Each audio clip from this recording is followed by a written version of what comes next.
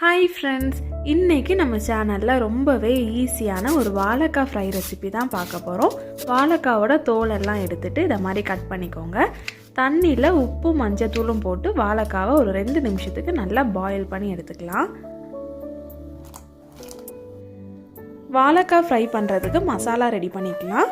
1/2 spoon மஞ்சத்தூள், 1 spoon மிளகாத்தூள், 1 spoon garam masala, 1/2 spoon சீரகத்தூள், தேவையான அளவு உப்பு, 1/2 ஸ்பூன் இஞ்சி பூண்டு பேஸ்ட்டு, கொஞ்சமாக எண்ணெய் ஊற்றி நல்லா மிக்ஸ் பண்ணிக்கலாம். தண்ணி தேவைன்னா அதையும் ஆட் பண்ணி மிக்ஸ் பண்ணலாம். லெமன் ஜூஸ் கூட இது கூட ஆட் பண்ணிக்கலாம்.